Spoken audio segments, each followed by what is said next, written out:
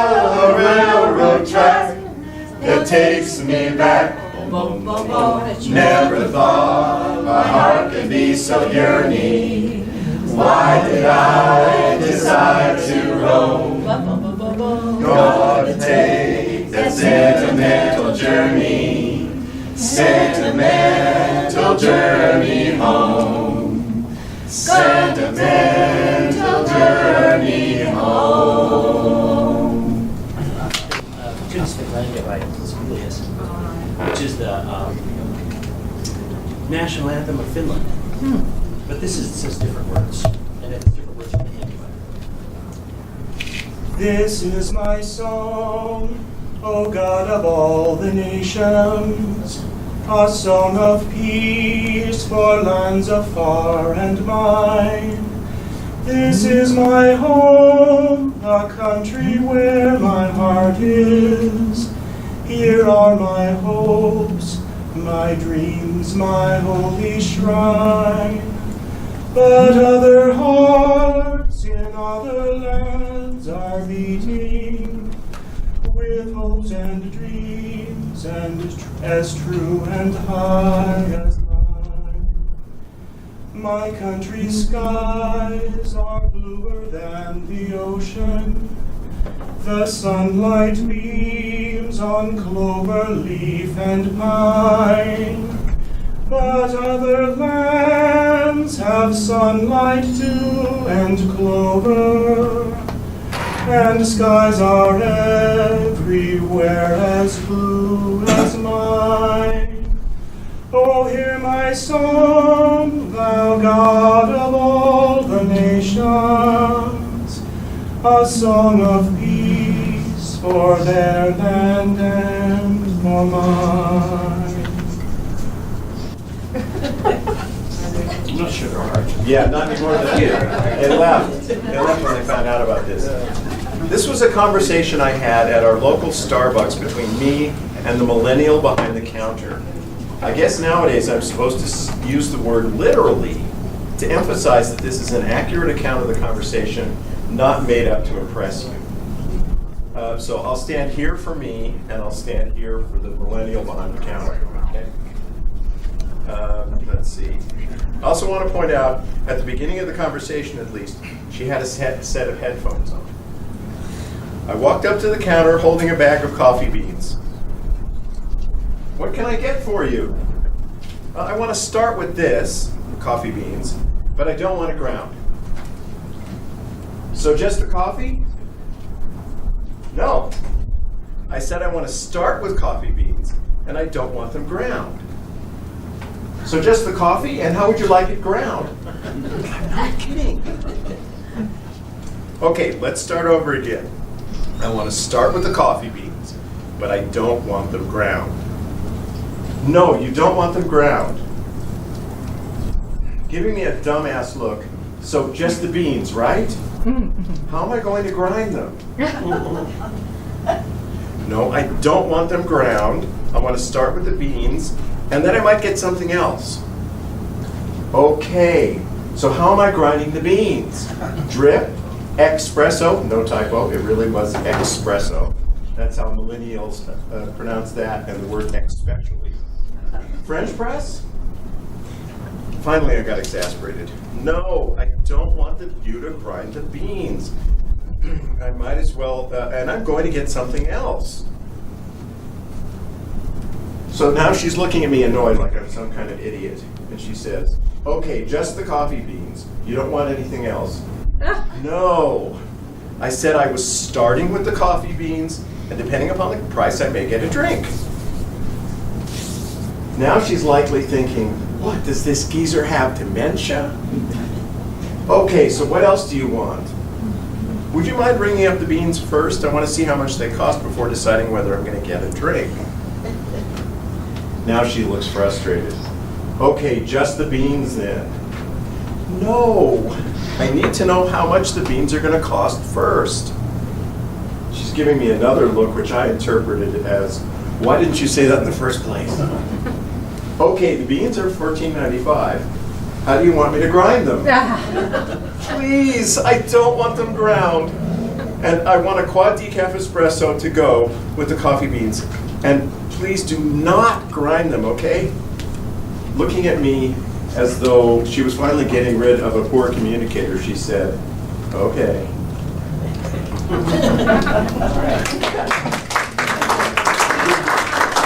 Related to It's on my name tag. So how do you want me to grind the beans? So this one is called A Letter to Table 3 in Pre-IB Biology 5. A letter to all of you at Table 3 in Biology and the ones that have made fun of me. You probably know me as silent, tomboy, ugly, or smart. I'm silent, but my silence writes sonnets. I am smart, yes. I know that Berlin is in Germany, not in China. And no, I don't talk a lot, and I know I suck at small talk. I know that my voice is low, that my head bows down, that my feet turn in when I walk. I know that I write a lot and barely ever talk. And yes, I'm passive and not at all aggressive. I don't talk back to bullies because I know that their life has been tough. I know that my Guatemalan mother is a great scientist, worthy of all the distinction that she's gained. That 30 years ago, my Guatemalan nanny was sent back once and came back again because her determination was that strong. That my nanny with a 4th grade education taught me to speak Spanish, the only language she knows. I know that many of the girls my age use foundation and makeup to cover their insecurities and their pain. I know that many girls wear short skirts and push-up bras to look like what this society considers pretty, and that girls wax their eyebrows because too much eyebrows is ugly. That boys and men are told to mask their feelings because if you cry, you're a sissy. That if you're male, everyone instantly thinks you like girls. That if you're a girl, you're supposed to like boys, but whatever happened to liking anyone who steals your heart? I know that I don't fight people because they said something about me or my friend. I know that being kind is better than being tough. I know that just because my cousin is disabled doesn't mean he can't play music, that the kid who loves math might become a great football player. That the quiet girl that loves to read is kinder than anyone you would ever know. I know that the kid that twitches every 10 seconds is the best artist in class. I know that my friend asked his crush out to prom because he wasn't afraid to tell people who he is. That society says pink or blue, but some people are purple, perfectly in between. That the girl with the stutter is the best singer because that's the only way she can speak. That kid in the corner, that socially awkward, anxious mess, would be a great friend to anyone that will give him a chance, because me, I am that kid. Sincerely, ugly, smart, and silent. School was closed, and we all had our suits. It was Carla, before the Mark and Eric were born. So it was Carla and me and Mom and Dad. And she said, let's go in the fountain. So all four of us, adults included, went in the fountain that was outside. And then we all climbed back in the car, sopping wet. Like a park fountain. Yeah, it was a park fountain. Yeah, All climbed back in the car, sopping wet, and laughed at everybody looking at us, wondering why we were all with wet hair. And wet clothes. My other story has to do with water also. There was a torrential rain, and Carla and I were sitting at the screen door watching this rain come down. And all of a sudden, Mom tears her socks off and goes shooting down the steps in the front porch. And the delight that Carla and I had following her was just so wonderful. And ran out in the rain.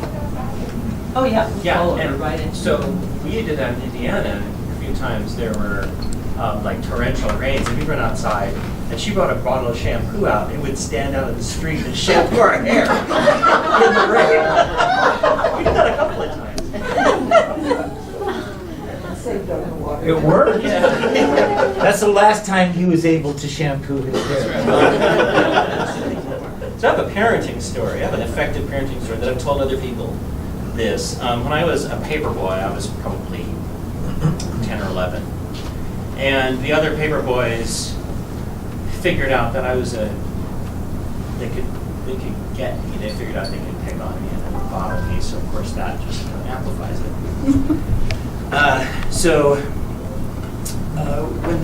Before you do your papers, you come in. Before you do your papers, you come in and fold the papers. The kids would all get together and take the papers and roll them up with rubber bands. You could throw them instead of having to put them in the door.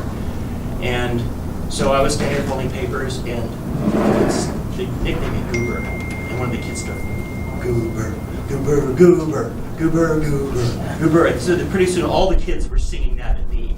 And they did it 2 or 3 times, I think, and it got to be a thing. They would pick on me every day. So I got upset and went over to tell my mom. And she said, you know, when I was in high school, the seniors had this senior follies where they would haze the freshmen and they would make them do things on stage. And there was one kid that they dressed up in diapers and made him crawl out on stage dressed as a baby. And they nicknamed that kid Diapers. And he just owned that name. And his nickname was Diapers all through high school. And he was like one of the most popular kids in the school. Looks like Janet actually remembers this. Yeah. He does. So, and Lee remembers, yeah. So, she somehow convincing me that being Goober was an okay thing to be.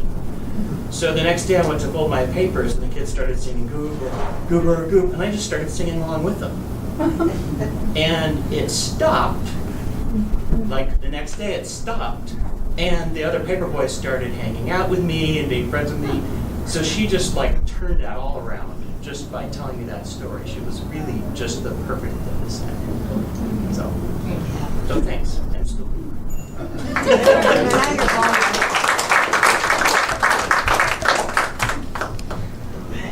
We got into a little bit of a political debate, shocker, right?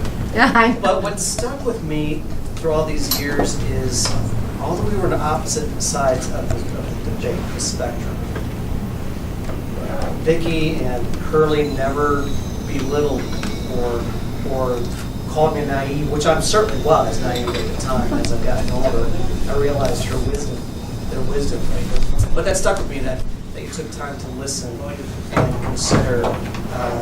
Probably didn't agree. I didn't change your mind about anything, I'm sure. But it was nice that you treated me with respect. I appreciate that. How fragrant your aroma.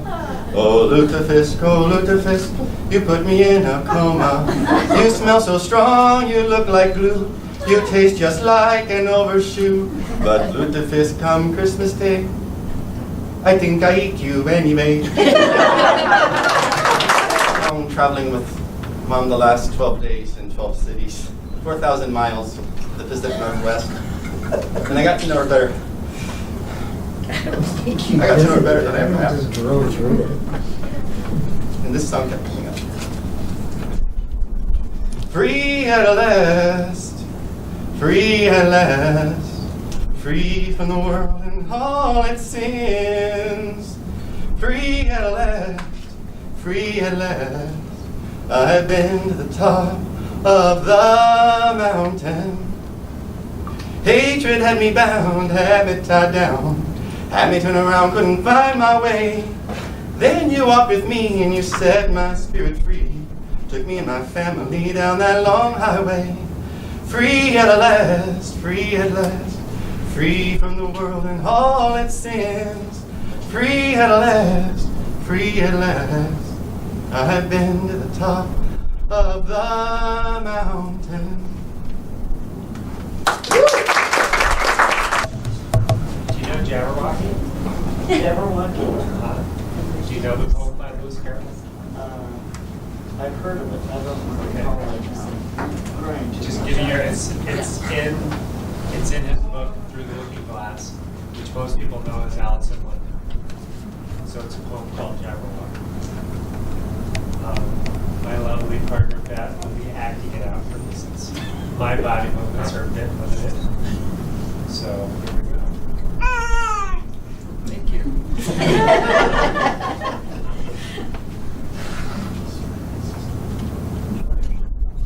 'Twas brillig in the slithy toes, did gyre and gimble in the waves. All mimsy were the borogoves, and the mome rats out. Beware the Jabberwock, my son, the jaws that bite, the claws that catch. Beware the jub bird, and shun the ruminous bandersnatch. He took his vorpal blade in hand. Long time the manxome foe he sought. So rested he by the tum-tum tree, and stood a while in thought. And as in uffish thought he stood, the Jabberwock with eyes of fire came whiffling through the tulgey wood and burbled as he came. 1, 2, 1, 2, and through his vorpal blade went snicker snack, and with his head he went galumphing back.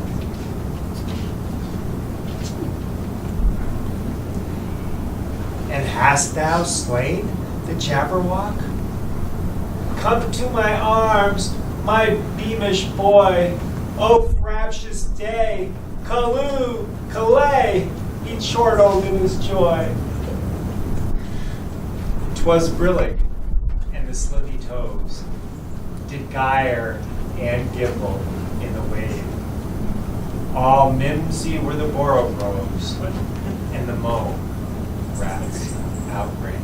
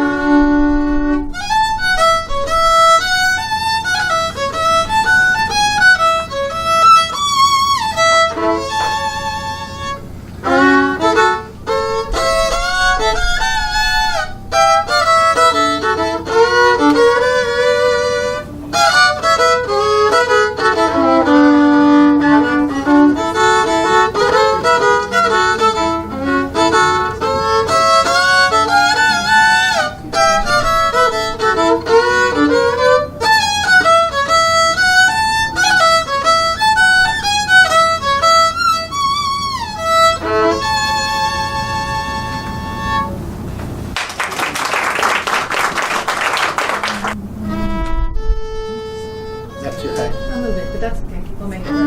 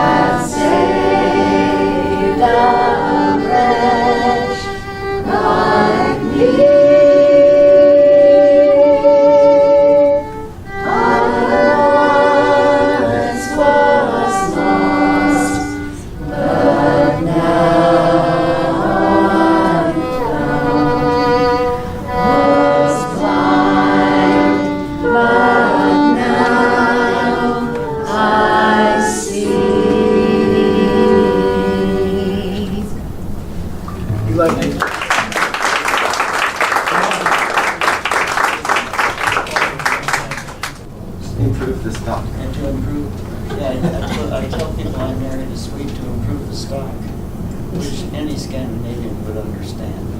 And one day when I said it, he said, "Whose?"